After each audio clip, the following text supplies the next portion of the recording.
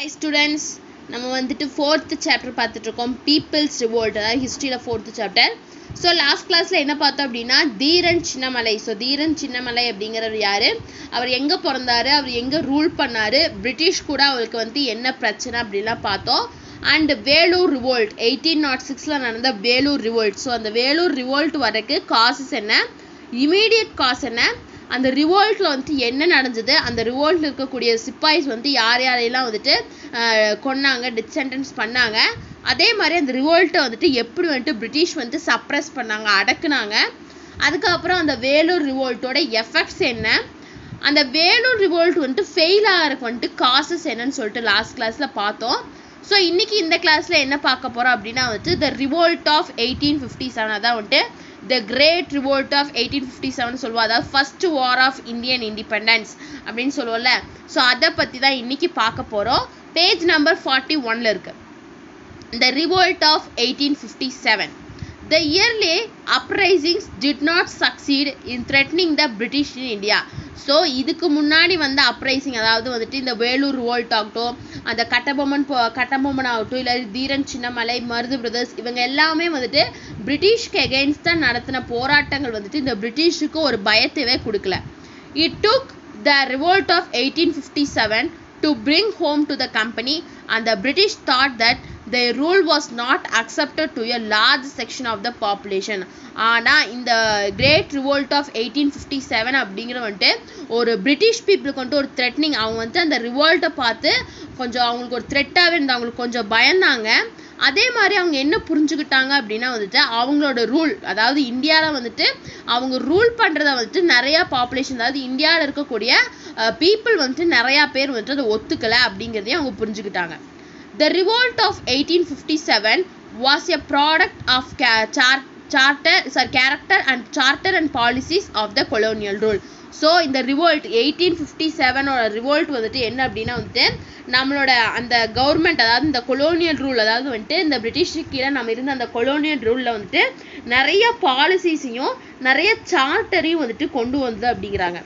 The cumulative effect of British expansionist policies, economic exploitation and administrative innovations over the years had adversely affected the position of all rulers of the Indian states. அதாவது வந்துட்டு இந்த பிரிட்டிஷோட ரொம்ப அந்த effect, cumulative effect அப்படின்னா வந்துட்டு ஒரு force பண்ணி நீங்கள் பண்ணணும் அப்படின்னு அவங்களோட அடிமையாக இருக்கணும். அந்த எஃபெக்ட் வந்துட்டு என்ன ஆச்சுன்னா அவங்களோட பாலிசி, அவங்களோட அவங்களோட எக்கனாமிக் எக்ஸ்ப்ளாய்டேஷன், அதே மாதிரி அட்மினிஸ்ட்ரேஷன், அவங்களுக்கு புதுசாக கொண்டு வந்து இனோவேஷன்ஸ், அது எல்லாத்தையுமே வந்துட்டு அட்வர்ஸாக அஃபெக்ட் பண்ணிச்சு. யார் அட்வர்ஸாக அஃபெக்ட் பண்ணிச்சுன்னா இந்தியன் ஸ்டேட்ஸை ரூல் பண்ணிட்டு இருந்த ரூலர்ஸோட அந்த அட்மினிஸ்ட்ரேஷன் வந்துட்டு ஃபுல்லாக வந்துட்டு இது பண்ணிச்சு, அஃபெக்ட் பண்ணிச்சு. இதான் வந்துட்டு ஃபஸ்ட்டு இன்ட்ரடக்ஷன் மாதிரி கொடுத்துருக்காங்க. நெக்ஸ்ட் இந்த ரிவோல்ட் வரக்கு காசஸ் என்ன, causes of the revolt. The most important cause of revolt 1857 was a popular discontent of the British policy of economically exploiting India.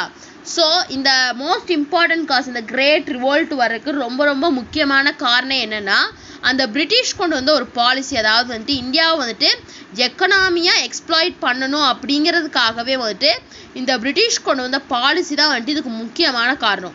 This hurt all the sections of the society. So அவங்க கொண்டு வந்த policy மூலிமா இந்தியாவில் India சமூகமே வந்துட்டு ஃபுல்லாக எல்லா சமூகத்தில் இருக்கக்கூடிய எல்லா செக்ஷனுமே வந்துட்டு ரொம்பவே ஹர்ட் ஆனாங்க. The peasants suffered due to high revenue demands and the strict revenue collection policy. So peasants, அதாவது விவசாயிகள் வந்துட்டு எதனால் சஃபர் ஆனாங்கன்னா ரொம்ப ரெவன்யூ, அதாவது அந்த டேக்ஸ் வந்துட்டு ரொம்ப ஹை பண்ணாங்க, அதே மாதிரி ரொம்பவே ஸ்ட்ரிக்ட் பண்ணாங்க. அந்த கலெக்ட் பண்ணக்கூடிய அந்த பாலிசியை வந்துட்டு ரொம்பவே ஸ்ட்ரிக்ட் பண்ணாங்க. Policies of doctrine of lapse, subsidiary alliance and policy of effective control created discontentment among people. So வந்துட்டு இந்த பிரிட்டிஷ் கொண்டு வந்ததா என்ன அப்படின்னா வந்துட்டு இந்த டாக்ட்ரின் ஆஃப் லேப்ஸ், சப்சிஸ்டரி அலைன்ஸு, அப்புறம் எஃபெக்டிவ் கண்ட்ரோல், அதாவது வந்துட்டு அதாவது இந்த பாலிசி, அதாவது வந்துட்டு ஒரு மன்னருக்கு வந்துட்டு அடுத்தது வாரிசு இல்லை அப்படின்னா வந்துட்டு அவர் ரூல் பண்ணது எல்லாமே வந்துட்டு பிரிட்டிஷுக்கு கீழே வந்துடணும் அப்படிங்கிற மாதிரி நிறைய பாலிசியை வந்துட்டு கொண்டு வந்தாங்க. அது வந்துட்டு இந்தியாவில் இருக்கக்கூடிய பீப்புள்ஸுக்கு நடுவில் வந்துட்டு ஒரு டிஸ்கண்டென்ட்மெண்ட், அது அவங்க வந்து அதை ஒத்துக்கலை அப்படின்னு சொல்கிறாங்க. Annexation of Awadh oath proved that even the growing loyalty can't satisfy British greed for their territories. அதாவது வந்துட்டு இவங்க வந்துட்டு ஒரு இடத்த வந்துட்டு அனெக்ஸ் பண்ணாங்க, கைப்பற்றுறாங்க. அது என்னன்னா ஓத் அப்படிங்கிற ஒரு இடம். அது என்ன ப்ரூவ் பண்ணுச்சுன்னா, இந்த பிரிட்டிஷ் வந்துட்டு அவங்க எடுத்துக்கக்கூடிய அவங்க பார்க்கக்கூடிய டெரிட்டரிஸ் வந்துட்டு ஒரு லாயலா ஒரு நேர்மையா இல்லை அப்படிங்கிறது வந்துட்டு அது ப்ரூவ் பண்ணுச்சு. The conversion activities of Christian missionaries were looked upon with the suspicion and fear. So வந்துட்டு இந்த கிறிஸ்டின், அதாவது இந்த பிரிட்டிஷ் என்ன பண்ணாங்க, இந்தியாவில் இருக்கக்கூடிய பீப்புள்ஸ் எல்லாம் வந்துட்டு கிறிஸ்டினா நீங்கள் மாறணும் அப்படிங்கிற அந்த கன்வர்ஷன் அந்த ஆக்டிவிட்டிலாம் பண்ணாங்க. அதாவது இந்த கிறிஸ்டியன் மிஷினரிஸ்னால இந்த ஆக்டிவிட்டீஸ்லாம் நம்ம இந்தியாவில் இருந்தது. அதுவும் வந்துட்டு நம்ம இந்தியன் பீப்புளுக்கு பிடிக்கல. The priest and the Maoris showed their discontent against the British rule. So இதனால பீப்புள்ஸ் வந்துட்டு பிரிட்டிஷ் ரூலுக்கு எகெயின்ஸ்டாக வந்துட்டு ஒரு இது வந்துட்டு இருந்தது. Abolition of practices like sati, female infanticide, support to widow remarriage and female education were seen by many as interference in the Indian culture by the Europeans. So இந்த British வந்துட்டு நம்ம Indian சொசைட்டியில் இருந்த நிறைய கல்ச்சர்ஸ், அதாவது வந்துட்டு சத்தி, female infanticide, அதே மாதிரி widow remarriage, female education, so இது எல்லாமே இப்போ நமக்கு நல்லதாக தான் தெரிஞ்சுது. பட் ஆனால் அந்த பீரியடில் பார்த்தீங்கன்னா இவங்க வந்துட்டு தேவையில்லாமல் இந்த யூரோப்பியன்ஸ் வந்துட்டு தேவையில்லாமல் நம்ம இந்தியன் கல்ச்சரில் வந்துட்டு நம்மளோட இந்தியன் கல்ச்சரில் நிறைய வந்துட்டு மாறுதல்களை வந்துட்டு இவங்க கொண்டு வராங்க, நமக்கு பிடிக்காத விஷயங்களை இதை செய்கிறாங்கன்னு சொல்லிட்டு அப்போ இருந்தால் அந்த காலகட்டத்தில் அங்கே இருந்த பீப்புள்ஸ்க்கு வந்துட்டு தோணுச்சு. அதாவது வந்துட்டு அப்போல்லாம் வந்துட்டு ரொம்பவே ட்ரெடிஷன் பார்ப்பாங்க. அதாவது வந்துட்டு ஹஸ்பண்ட் இறந்துட்டாங்க அப்படின்னா வந்துட்டு ஒய்ஃப் வந்துட்டு ரீமேரேஜ் பண்ணிக்க கூடாது, ஒரு அவங்களுக்கும் ஒரு ரூம் இருக்கணும், அதை விட்டு வெளியே வரக்கூடாது அப்படிங்கிறது வந்துட்டு நம்ம கல்ச்சரில் அந்த பிலீஃப் எல்லாம் வந்துட்டு ரொம்ப முன்னாடி இருந்தது, இப்போ இருக்கு. பட் ஆனால் அப்போ எவ்வளோ இருந்துச்சோ அதை கம்பேர் பண்ணும்போது இப்போல்லாம் ஒன்றுமே இல்லை. ஸோ இவங்களுக்கு வந்துட்டு அது ஒரு காசு, அதாவது வந்துட்டு இவங்க இங்கிலீஷ் வந்துட்டு இதெல்லாம் வந்துட்டு அபாலிஷ் பண்ணாங்க. ஸோ அதனால வந்துட்டு இந்தியன் பீப்புள் என்ன நினச்சாங்க அப்படின்னா, இந்த யூரோப்பியன்ஸ் வந்துட்டு தேவையில்லாமல் நம்மளோட இந்தியன் கல்ச்சருக்குள்ளே அவங்க இன்டர்ஃபியர் ஆகுறாங்க அப்படின்னு நினச்சாங்க. இது ஒரு காசு. The Indian sepoys were looked upon as inferior beings and treated with the contempt by their British officers. So இது முக்கியமான காரணம் என்னன்னா இந்தியன் சிப்பாய். ஸோ இமீடியட் காஸ் என்னன்னு பார்த்தீங்க அப்படின்னா வந்துட்டு நம்ம இந்தியன் சிப்பாய்ஸ், அதாவது வந்துட்டு பிரிட்டிஷ் ஆர்மியில் வந்துட்டு நம்ம இந்தியன் சிப்பாய்ஸ்க்கு வந்துட்டு ஒரு என்ன சொல்கிறது, ரொம்ப இன்ஃபீரியராக, அதாவது ரொம்ப தாழ்த்தப்பட்டவங்க, ரொம்ப ஸ்லேவ்ஸை ட்ரீட் பண்ணுற மாதிரி ட்ரீட் பண்ணாங்க. ஸோ பிரிட்டிஷ் ஆர்மியில் நம்ம இந்தியன் சிப்பாய்ஸும் இருந்தாங்க, பிரிட்டிஷ் சிப்பாய்ஸும் இருந்தாங்க. ஆனால் இந்தியன் சிப்பாய்ஸ்க்கு வந்துட்டு ரொம்பவே இன்ஃபீரியர், அதாவது இவங்க வந்துட்டு ஒரு அடிமைகள் மாதிரி இருந்தாங்க. ஆனால் பிரிட்டிஷ் சிப்பாய்ஸ் வந்துட்டு எல்லா நிதியுமே வந்துட்டு என்ஜாய் பண்ணாங்க. அது ஒரு இது. they were paid much less than the British soldiers. அதாவது இதுவும் என்னென்னா வந்துட்டு பிரிட்டிஷ் சோல்ஜர்ஸுக்கு வந்துட்டு நிறைய பேமெண்ட், அதாவது இந்த மாத வேஜஸ் சம்பளம் கொடுப்பாங்களே சேலரி, அது வந்துட்டு அதிகமாக இருந்தது. ஆனால் இந்தியன் சிப்பாய்ஸ்க்கு வந்துட்டு கம்மியாக இருந்தது. All avenues of the promotion were closed to them as all the higher army posts were served for the British. So வந்துட்டு இந்த ஆர்மியில் இருக்கக்கூடிய எல்லா ஹையர் போஸ்ட்டும் யாருக்கு அப்படின்னா வந்துட்டு இந்த பிரிட்டிஷ் பீப்புளுக்கு தான் கொடுத்தாங்களே தவிர்த்து நம்மளோட இந்தியன் சிப்பாய்ஸ்க்கு எந்த விதமான ஹையர் போஸ்ட்டும் இல்லை.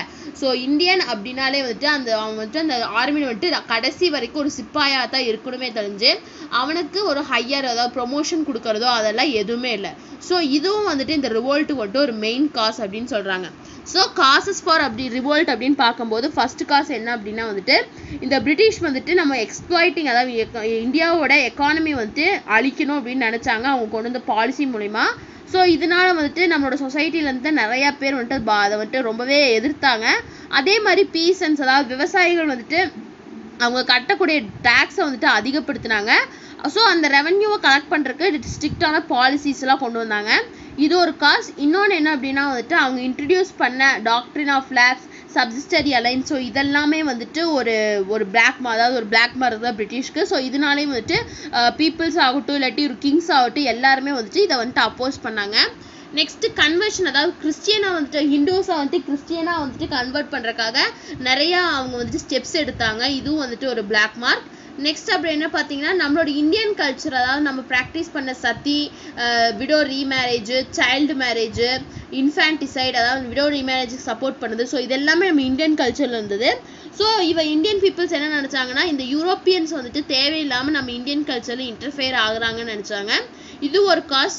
இன்னொரு மெயின் காஸ் என்ன அப்படின்னா பிரிட்டிஷ் ஆர்மியில் இருந்த இந்தியன் சிப்பாய்ஸ்க்கு வந்துட்டு எந்த விதமான ஒரு இன்ஃபீரியர் அதாவது சுப்பீரியராக எந்த வித இதுவும் தரல.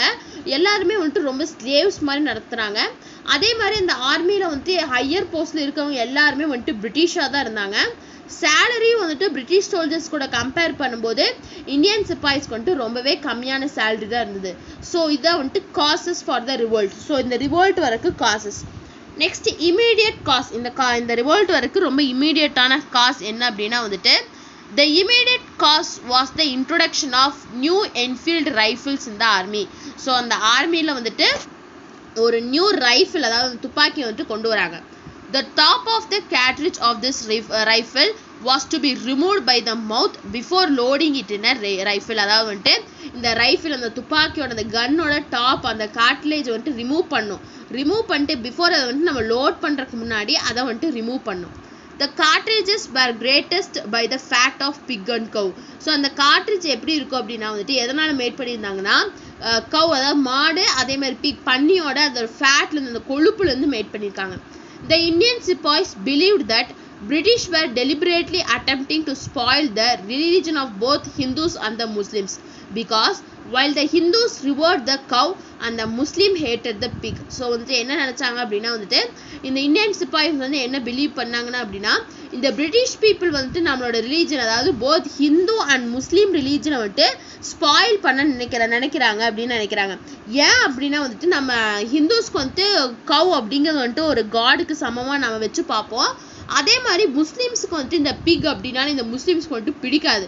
ஸோ அதனால இவங்க என்ன நினச்சாங்கன்னா இந்த சோல்ஜர்ஸ் என்ன நினச்சாங்கன்னா நம்மளோட ஹிந்து அண்ட் முஸ்லீம் அந்த கல்ச்சரை வந்துட்டு இவங்க வந்துட்டு இது பண்ண நினைக்கிறாங்க அப்படின்னு சொல்லிட்டு இவங்க ஸ்பாயில் பண்ண நினைக்கிறாங்க அப்படிங்கிற அந்த பிலீஃப் வந்துட்டு சோல்ஜர்ஸ் கிட்ட இருந்தது. The soldiers therefore determined to refuse their service and ultimately revolted. So அதனால் சோல்ஜர்ஸ் என்ன பண்ணாங்க அதை பண்ணுறதுக்கு வந்துட்டு ரெஃப்யூஸ் பண்ணாங்க அதாவது மறுத்தாங்க. அண்ட் அல்டிமேட்டாக என்ன பண்ணாங்கன்னா ரிவோல்ட்டை வந்துட்டு ஸ்டார்ட் பண்ணாங்க. Thus the primary and the immediate cause of the revolt was the use of greased cartridges. அதாவது ஒரு பிரைமரி முதன்மையான ஒரு இமீடியட்டான காஸ் இந்த ரிவோல்ட்டுக்கு வந்துட்டு இமீடியட் காஸ் என்ன அப்படின்னா இந்த கிரீஸ்டு கார்ட்ரேஜஸ் வந்துட்டு யூஸ் பண்ணுறது தான் அப்படின்னு சொல்கிறாங்க. ஸோ இதான் வந்துட்டு immediate cause. Next outbreak of the revolt.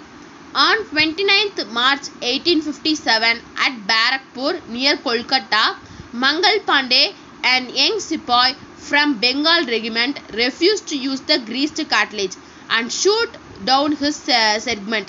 He was arrested, tried and executed. When this news spread, many sepoys revolted. So வந்துட்டு 29th March 1857 அந்த டேட்டில் வந்துட்டு பேரக்பூர் அதாவது வந்துட்டு கொல்கத்தா பக்கத்தில் இருக்கக்கூடிய பேரக்பூரில் மங்கள் பாண்டே ஸோ இவர் தான் வந்துட்டு மங்கள் பாண்டே. ஸோ மங்கள் பாண்டே அப்படிங்கிற வந்துட்டு ஒரு சிப்பாய் பிரிட்டிஷ் இருந்த சிப்பாய் தான். அவர் எந்ததுன்னா பெங்காலில் இருக்கக்கூடிய ஒரு சிப்பாய். ஸோ என்ன பண்ணார் அப்படின்னா அந்த கிரீஸ்ட் இதை வந்துட்டு யூஸ் பண்ணுறக்கு வந்துட்டு ரெஃப்யூஸ் பண்ணிடுறாங்க அதாவது மறுத்துறாரு.